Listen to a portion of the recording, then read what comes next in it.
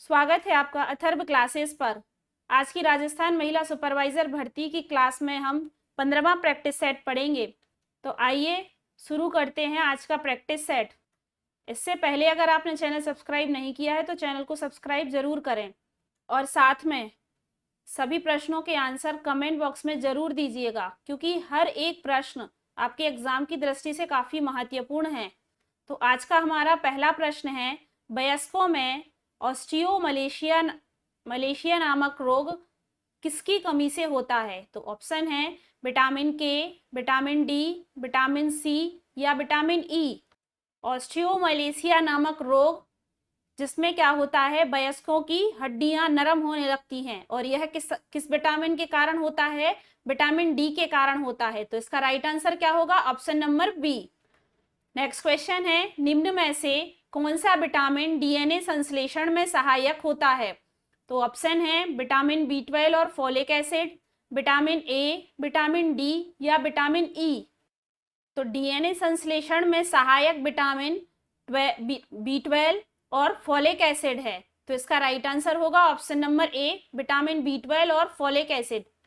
Next question है, mid day meal programme में एक दिन में कितनी कैलोरी और प्रोटीन मिलते हैं? तो ऑप्शन है 300 कैलोरी व 6 से 12 ग्राम प्रोटीन, 800 कैलोरी व 6 से 12 ग्राम प्रोटीन, 300 कैलोरी व 8 से 12 ग्राम प्रोटीन, 800 कैलोरी व 8 से 12 ग्राम प्रोटीन। तो मिड डे मील प्रोग्राम में एक दिन में 300 कैलोरी और 8 से 12 ग्राम प्रोटीन दिया जाता है। तो इसका राइट आंसर होगा option number C. Next question है, नवजात शिशु में कौन कौन से प्रतिवर्तक होते हैं? तो ऑप्शन है मोरो प्रतिवर्तक, मुखीय प्रतिवर्तक या ग्राफ्स प्रतिवर्तक या यह सभी। तो नवजात शिशु में ये तीनों प्रतिवर्तक पाए जाते हैं, मोरो प्रतिवर्तक, मुखीय प्रतिवर्तक और ग्राफ्स प्रतिवर्तक। तो इसका राइट आंसर होगा option number D. Next question है, एक वर्ष के अंत तक शिशु का वजन उसके जन्म के कितने गुना हो जाता है? तो प्रश्न पूछा गया है कि एक वर्ष के अंत तक, इसका मतलब शिशु एक वर्ष का हो चुका होता है, उसके बाद शिशु का वजन उसके जन्म से कितने गुना होता है? तो ऑप्शन है 2 गुना, 3 गुना, 4 गुना या 6 गुना।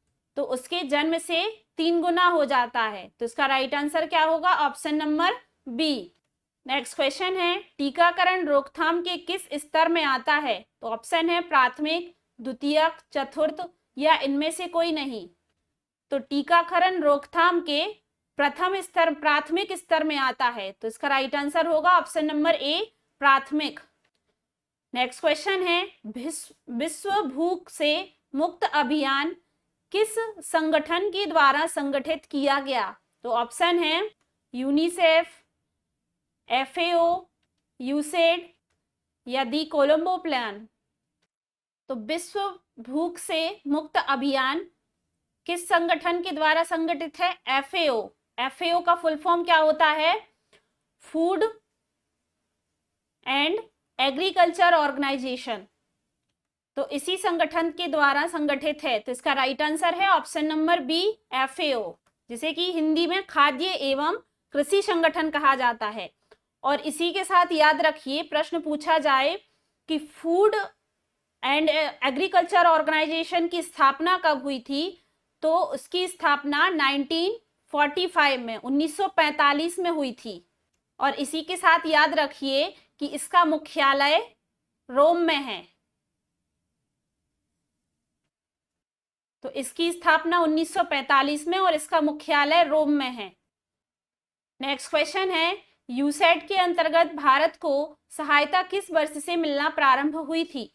तो ऑप्शन है 1952 से, 1959 से, 1955 से या 1965 से। तो यूसेड, जिसका फुल फॉर्म होता है United state agency for international development, तो इसके अंतर्गत भारत को सहायता 1952 से मिलना प्रारंभ हुई थी। तो इसका राइट आंसर होगा ऑप्शन नंबर ए, 1952 से। और यह भारत को किस किस क्षेत्र में सहायता देता है? मलेरिया नियंत्रण और उसका उन्मूलन, फाइलेरिया नियंत्रण, जनरल नर्सिंग, प्राथमिक स्वास्थ्य केंद्रों, चिकित्सा शिक्षा, संबद्ध संस्थानों, स्वास्थ्य क्षेत्रों और जलापूर्ति एवं स्वच्छता हेतु सहयोग प्रदान करता है भारत को यूसैड। और साथ ही याद रखिए कि वर्तमान में यूसैड कृषि और परिवार नियोजन कार्यक्रमों में भी सहायता दे रहा है। नेक्स्ट क्वेश्चन है, वर्ष 1988 में यहाँ पर है WHO की सदस्यता में कितने देश जुड़े हुए थे?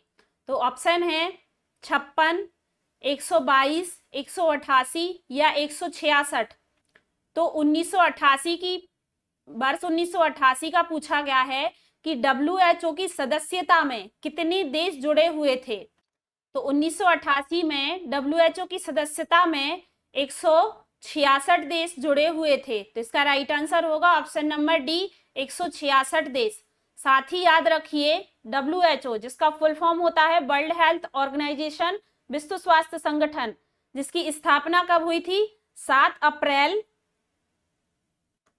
1948 में हुई थी और इसका मुख्यालय जेनेवा में है। तो ये दोनों चीजें याद रखिए, इंपॉर्टेंट है कि 7 अप्रैल 1948 में इसकी स्थापना हुई थी और इसका मुख्यालय जेनेवा में है।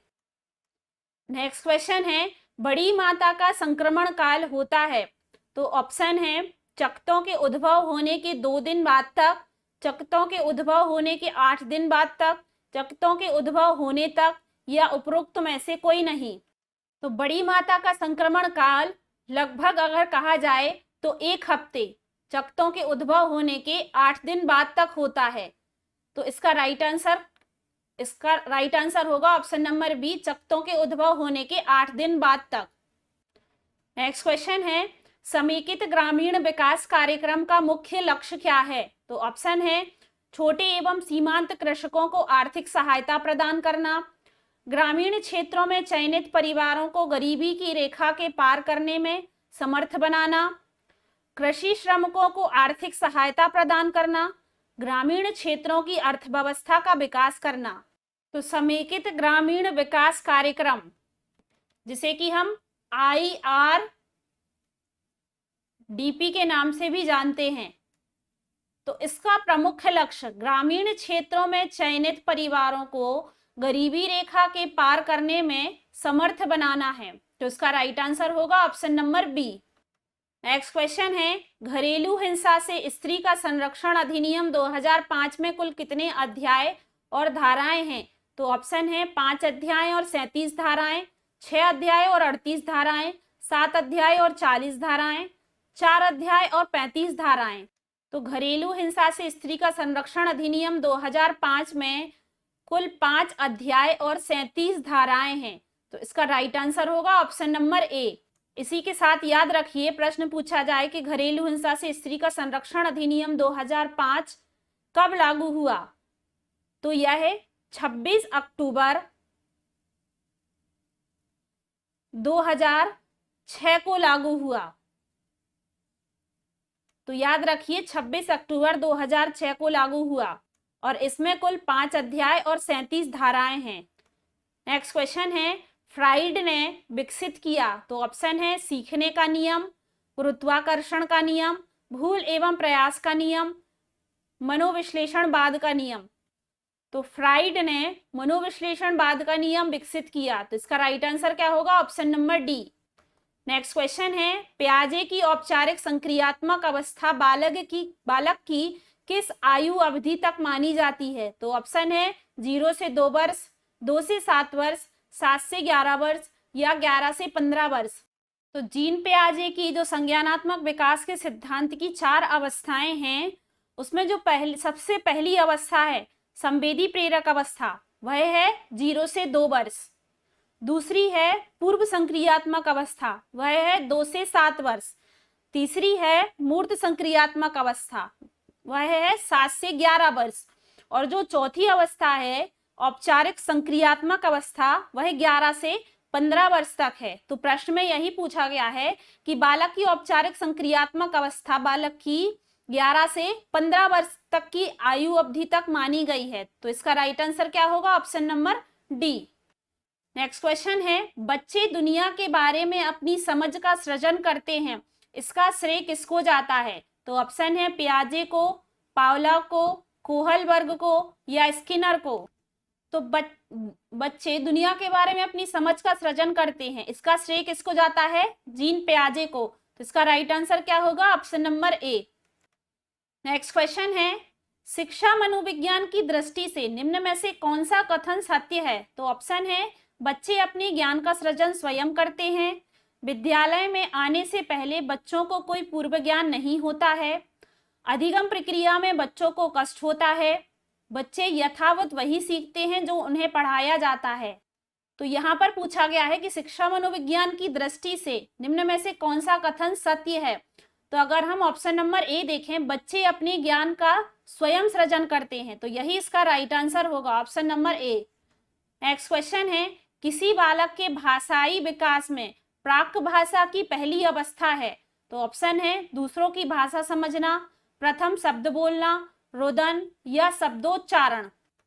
तो किसी बालक के भाषाई विकास में जो प्राक भाषा पहली अवस्था है वह कौन सी है? रुदन है। तो इसका राइट आंसर क्या होगा? Option number C. Next question है, बच्चों में संवेगात्मक समायोजन प्रभावित होता है? तो ऑप्शन है व्यक्तित्व निर्माण में, कक्षा शिक्षण में, अनुशासन में या यह सभी। तो बच्चों में संवेगात्मक समायोजन उसके व्यक्तित्व निर्माण में, उसके कक्षा शिक्षण में, उसके अनुशासन में प्रभावित होता है। तो इसका राइट आंसर होगा ऑप्शन नंबर डी, यह सभी।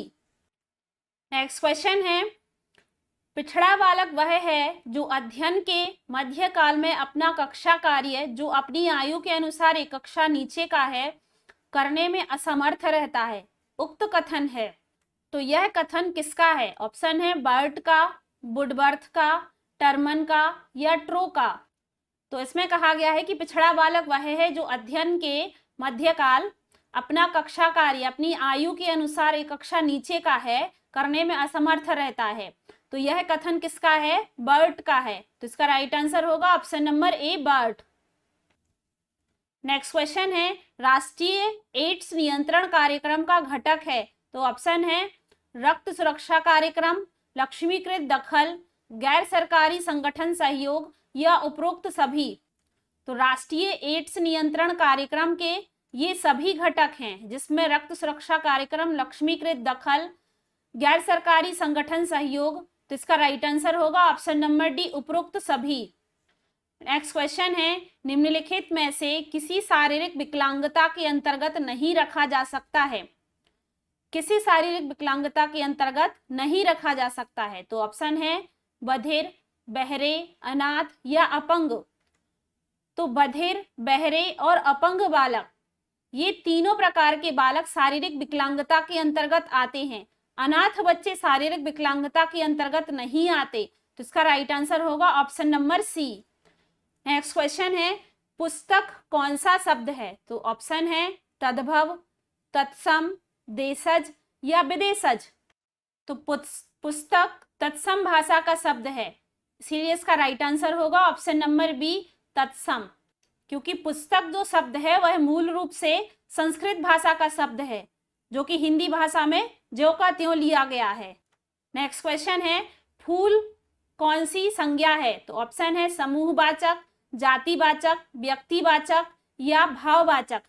तो फूल जो कि संपूर्ण फूल की जाति का बोध कर रही है, इसीलिए इसका राइट आंसर क्या होगा? जातिवाचक संज्ञा। ऑप्शन नंबर बी इसका सही आंसर होगा। नेक्स्ट क्वेश्चन है, तुम जा रहे हो, ये कौन सा काल है?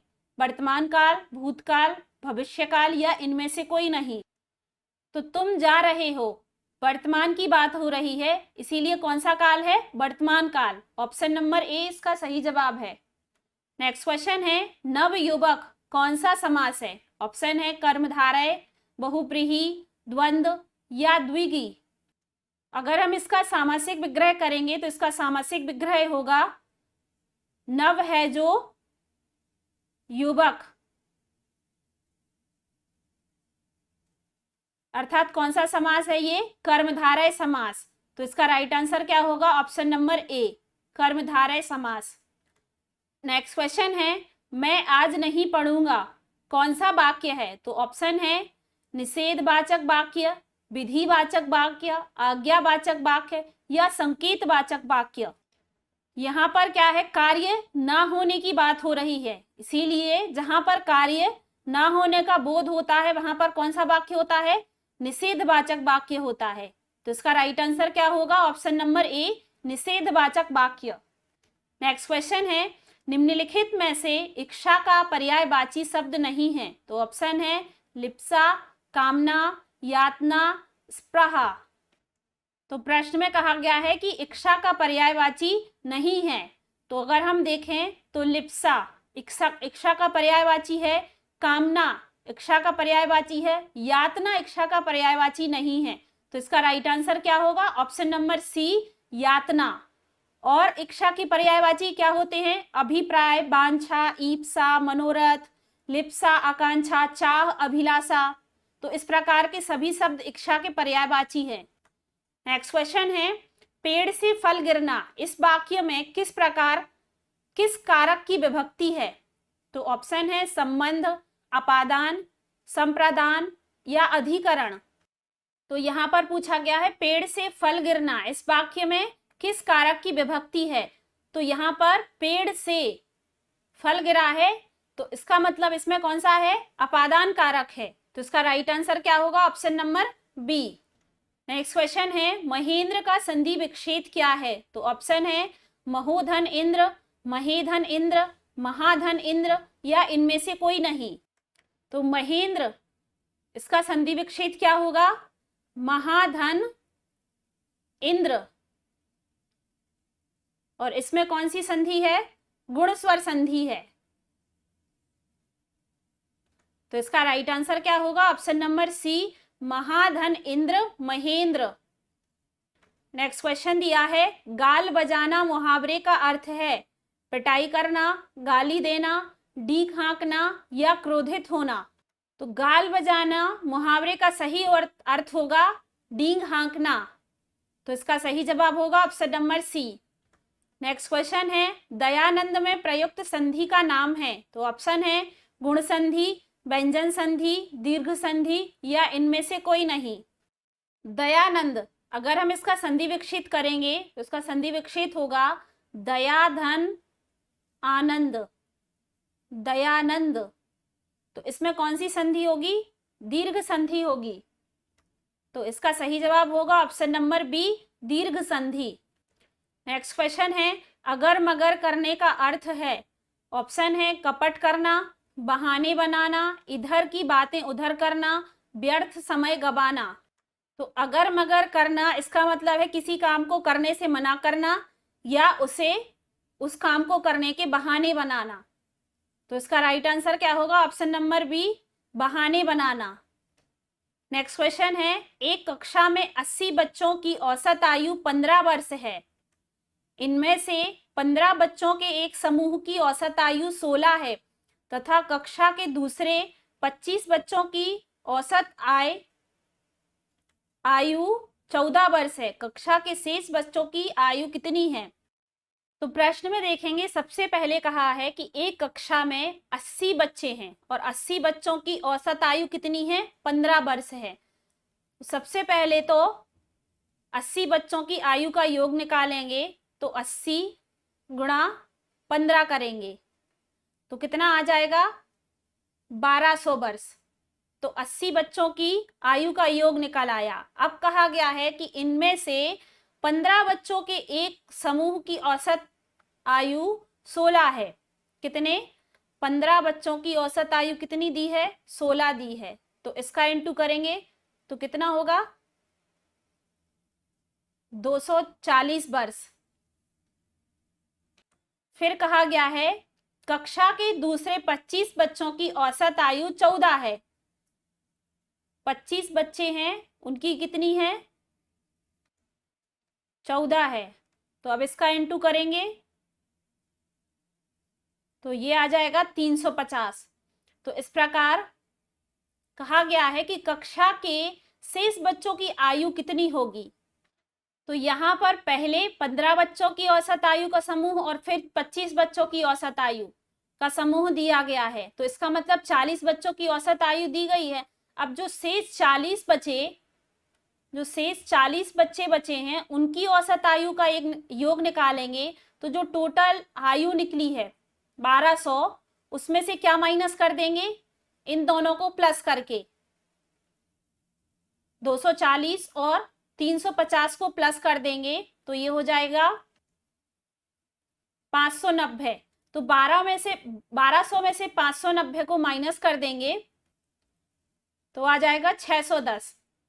तो इस प्रकार 40 बच्चों की आयु का योग कितना आया, 610 आया है। अब उनकी औसत आयु निकालना है तो इसमें क्या कर देंगे, 40 का भाग कर देंगे तो ये कैंसिल हो जाएगा, बचेगा 61/4। इसको यहां से काट देंगे तो ये कट जाएगा 1, 5, 2, 5। तो ये आ जाएगा 15.25 वर्ष। तो यही हमारा राइट आंसर होगा। तब हम ऑप्शन में देखेंगे तो 15.5 ऑप्शन नंबर ए यही इसका राइट आंसर होगा। नेक्स्ट क्वेश्चन दिया है, रंजन तथा राखी की आयु का अनुपात 15:17 है।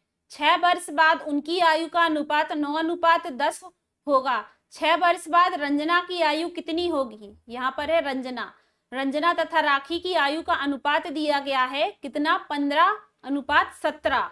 तो सबसे पहले तो रंजना की आयु और राखी की आयु को हम मान लेंगे 15x है इसकी और इसकी 17x है। 15:17 का अनुपात दिया गया है। फिर प्रश्न में कहा गया है कि 6 वर्ष बाद उनकी आयु का अनुपात 9:10 होगा। तो अब हम प्रश्न के हिसाब से इसको जमाएंगे तो ये हो जाएगा 15x + 6 6 वर्ष बाद बटे 17x + 6 बराबर कितना है, 9/10। 9:10 दिया गया है। तो अब हम इसको सॉल्व कर लेंगे और यहाँ पर क्रॉस मल्टीप्लाई कर लेंगे तो 10 का यहाँ पर कर लेंगे तो ये हो जाएगा 150x धन 60x बराबर 9 का यहाँ कर लेंगे तो ये हो जाएगा 153x धन 54। अब हम x की संख्या को इस तरफ ले आएंगे और ये है यहाँ 60। तो यहाँ पर 150x और 153x माइनस हो जाएंगे तो कितना बचेगा, 3x बचेगा। अब ये 60 उस तरफ जाएंगे तो 54 में से माइनस हो जाएगा तो कितना बचेगा, 6। तो इस प्रकार जो हमारी x की वैल्यू है वह कितनी निकलेगी, 2। ये यहाँ से कैंसिल हो जाएंगे तो कितना आएगा, x की वैल्यू 2। तो अब प्रश्न में कहा गया है कि 6 वर्ष बाद रंजना की आयु कितनी होगी। तो 6 वर्ष जो रंजना की आयु है वह कितनी थी, 15x और 6 वर्ष बाद +6। तो यहाँ पर हम x का मान रख देंगे तो यहाँ पर मान रख देंगे x की वैल्यू जो हमारी 2 निकली है 15x + 6 में। तो यहाँ आ जाएगा 15 × 2 + 6 तो ये हो जाएगा 30 और 6 36। तो इस प्रकार रंजना की 6 वर्ष बाद की आयु कितनी निकली, 36 वर्ष। तो यही इसका राइट आंसर होगा, option number D. Next question है, एक परीक्षा में उत्तीर्ण होने के लिए 35% अंक लेने थे। एक अभ्यर्थी को 40 अंक मिले तथा वह 30 अंकों से अनुत्तीर्ण हो गया। परीक्षा की अधिकतम अंक कितने हैं। तो परीक्षा में अधिकतम अंक पूछे गए हैं तो अधिकतम अंक कितना मान लेंगे हम, x मान लेंगे। कहा गया है कि उत्तीर्ण होने के लिए एक परीक्षा में 35% अंक लाने थे तो हम इसका क्या करेंगे, x का 35% ले लेंगे। और कहा गया है कि एक अभ्यर्थी को 40% अंक मिले और वह कितने अंकों से फेल हो गया, 30 अंकों से फेल हो गया। इसका मतलब टोटल अंक कितने हैं, 70, 40 और 30। तो अब हम x का 35% निकाल लेंगे, तो 35/100 बराबर कितना है 70। तो इसको सॉल्व कर लेंगे, तो ये उस तरफ चला जाएगा, तो ये पलट जाएगा, बटे आ जाएगा 35। तो ये यहाँ से 35 दूनी 70, तो x कितना आ जाएगा 200। तो अधिकतम अंक कितने होंगे 200 होंगे, तो यही इसका राइट आंसर होगा, ऑप्शन नंबर सी 200 अंक। नेक्स्ट क्वेश्चन है, एक सब्जी विक्रेता 1 रुपए में 2 की दर से नींबू खरीदता है तथा 3 रुपए में 5 की दर से बेचता है, इसका लाभ प्रतिशत कितना है। सबसे पहले क्या करेंगे, 1 2 3 5 इनका क्या ले लेंगे, एलसीएम ले लेंगे। किसका, 1 2 3 और 5 का एलसीएम कितना आएगा 30 आएगा। तो उसने टोटल कितने नींबू खरीदे, 30 नींबू खरीदे। अब 30 नींबू का क्रय मूल्य निकाल लेंगे। तो कैसे निकालेंगे, एक सब्जी विक्रेता ने कितना 1 रुपए में 2 की दर से नींबू खरीदे हैं, तो कितने 30 रुपए में 1/2 का इंटू कर देंगे, तो कितना आ जाएगा 15 रुपए। तो उसका क्रय मूल्य कितना आ जाएगा 15 रुपए। अब इसका लाभ प्रतिशत निकालेंगे, क्योंकि कहा गया है कि 3 रुपए में 5 की दर से उसने बेचे, तो इसका लाभ प्रतिशत कितना होगा। तो लाभ प्रतिशत कैसे निकालेंगे, 3 रुपए में बेचे हैं उसने 5 की दर से, कितने 15, इसमें 100 का इंटू कर देंगे। अब इसको सॉल्व कर लेंगे, ये 3 से 3 कैंसिल हो जाएंगे, तो ये आ जाएगा 20%। तो इस प्रकार जो लाभ का प्रतिशत है वह कितना निकला 20%। तो यही इसका राइट आंसर होगा, option number C. Next question दिया है, सही विकल्प का चयन करें जो श्रृंखला में दिए गए पैटर्न को जारी रखे। तो श्रृंखला दी गई है GR IP KN ML। तो यहां पर हम लिख लेंगे GR IP KN ML। तो इस श्रृंखला को आगे जारी रखना है। तो सबसे पहले हम इनकी प्लेस वैल्यू लिख लेंगे। तो G की प्लेस वैल्यू होती है 7, R की प्लेस वैल्यू होती है 18, I की प्लेस वैल्यू होती है 9, P की प्लेस वैल्यू होती है 16, K की प्लेस वैल्यू होती है 11, N की होती है 14, M की होती है 13 और L की होती है 12।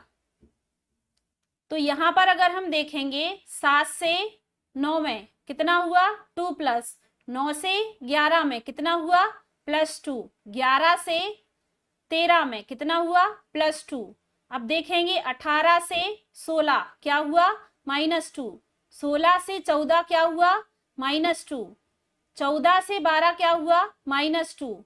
तो अब हम इसी तरह इसको आगे बढ़ा देंगे। सबसे पहले क्या हो रहा है +2 हो रहा है।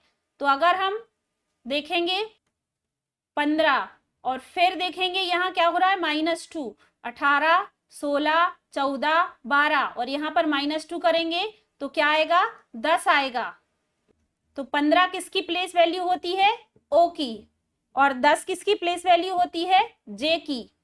अब इसी को और आगे बढ़ाएंगे तो यहाँ पर कर देंगे 15 से +2 तो हो जाएगा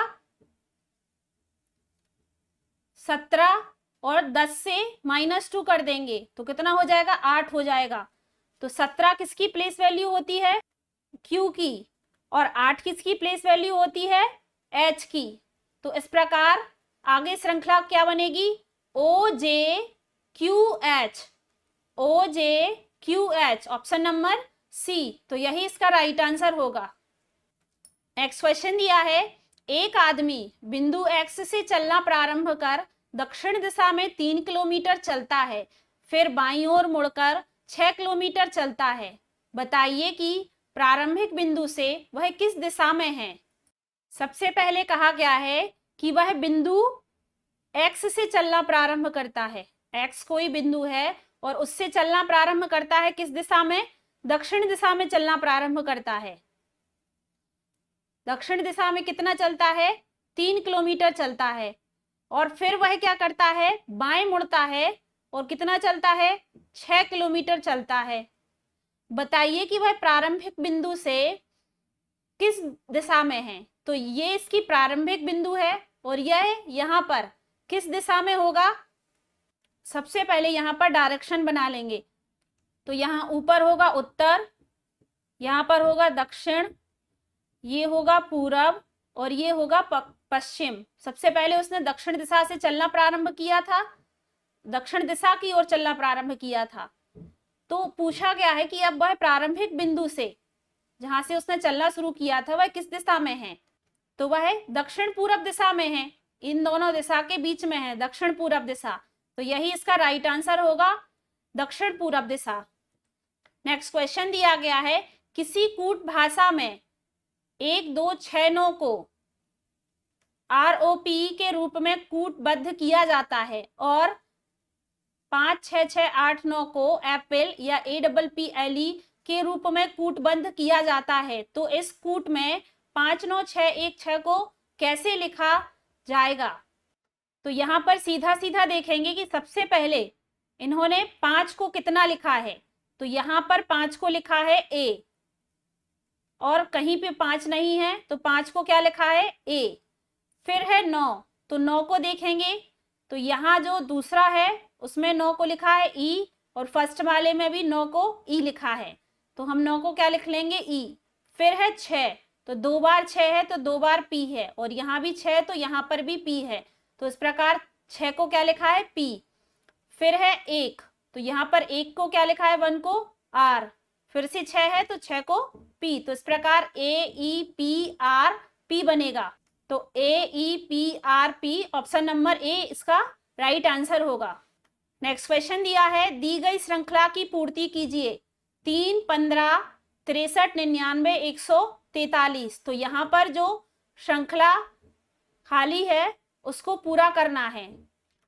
तो सबसे पहले ध्यान से देखेंगे, अगर 3 से 15 तो क्या हो रहा है यहाँ पर, अगर हम 2 का स्क्वायर करेंगे 4 और उसमें से 1 माइनस करेंगे तो 3 आएगा। और यहाँ पर 4 का स्क्वायर करेंगे 4 चौके 16 और 1 माइनस करेंगे तो 15 आएगा।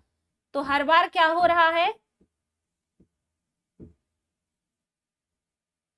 2 का स्क्वायर हुआ 1 माइनस हुआ, फिर 4 का स्क्वायर हुआ 1 माइनस हुआ, फिर 63 में क्या हो रहा है 8 का स्क्वायर हो रहा है और 1 माइनस 1 हो रहा है, क्योंकि 8 में 8 का स्क्वायर क्या होता है 64 और 1 माइनस 63। फिर 99, तो 99 में क्या हो रहा है 10 का स्क्वायर माइनस 1। फिर है 143, तो यहाँ पर क्या हो रहा है 12 का स्क्वायर 144 और माइनस 1 143। तो यहाँ पर क्या आएगा 6 का स्क्वायर माइनस 1 आएगा 36 और माइनस 1 कितना आएगा 35। तो यही इसका राइट आंसर होगा ऑप्शन नंबर बी 35। तो आज की क्लास यहीं पर समाप्त करते हैं। आशा करते हैं आज की क्लास आपको पसंद आई होगी। अगर वीडियो पसंद आई है तो वीडियो को लाइक जरूर करें और ज्यादा से ज्यादा लोगों तक शेयर करें। जल्दी हम अपने अगले प्रैक्टिस सेट के साथ मिलते हैं। धन्यवाद।